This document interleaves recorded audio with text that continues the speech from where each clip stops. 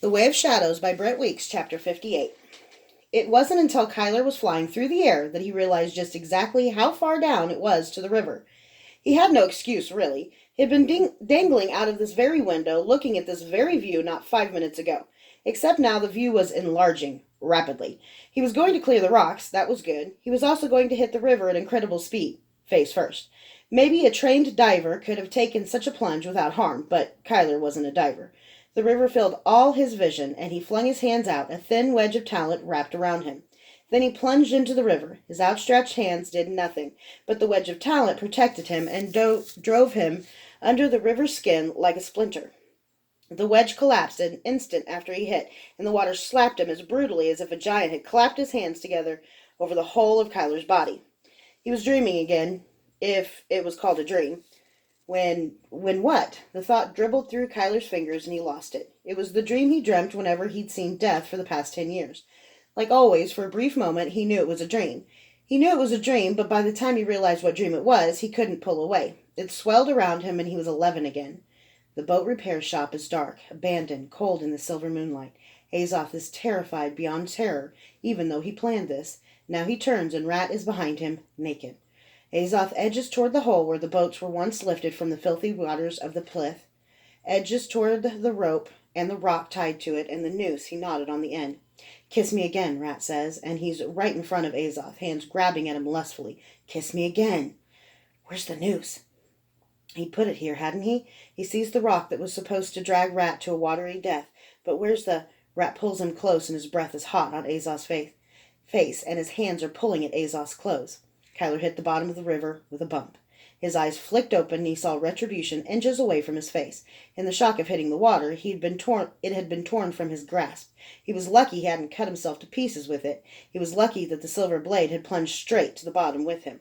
Suddenly aware of the burning in his lungs, Kyler grabbed retribution and pulled for the surface. How long have I been down here? It couldn't have been more than a moment, or he would have drifted away and drowned. Seconds later, Kyler was surprised to find himself breathing air again and uninjured. At least from the fall. His nose and fingers were still bleeding, though, briefly staining the waters around him. The current jostled him up against a rock, and he pulled himself up.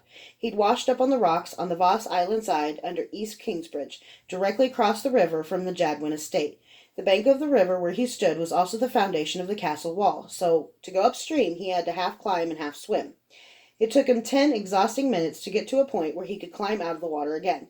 The docks where he'd seen Roth were at the northern tip of the island. To get there, he'd have to either continue through the water and the boulders along the river, or he'd have to go through the squat, stinking building that covered the Voss Island crack. Kyler didn't think he could make it over the rocks for another 10 or 20 minutes. Even if Roth were still there when he arrived, Kyler was too weak to go that way. His nose had finally stopped bleeding, and he'd wrapped his hand so it wasn't bleeding too badly. But if he tried to swim, it would bleed again. His hand throbbed, and his whole body felt weak from the blood he'd lost. If it were any other night, Kyler would have left.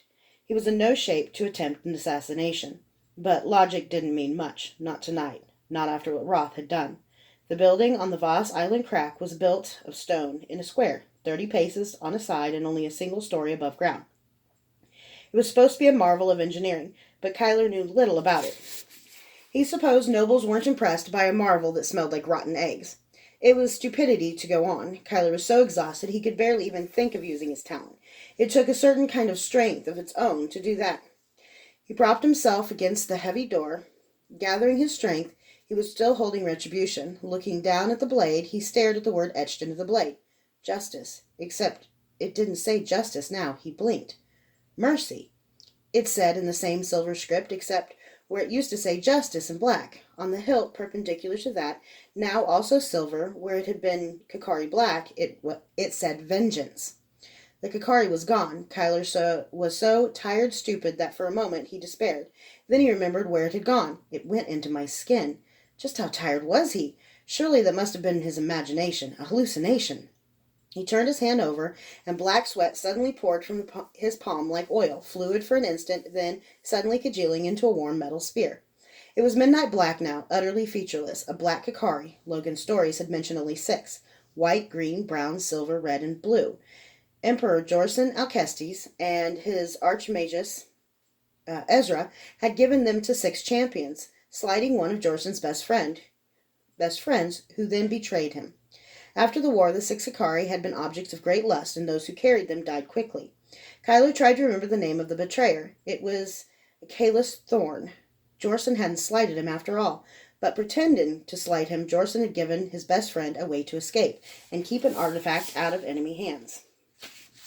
Because no one had known of the Black's existence, Achilles hadn't been hunted. Achilles had survived. Durzo had signed his letter, A. Thorn. Oh, gods, Kyler breathed. He couldn't think about it now, couldn't stop, or he wouldn't be able to start moving again. Help me, Kyler said to the Kikari. Please, serve me.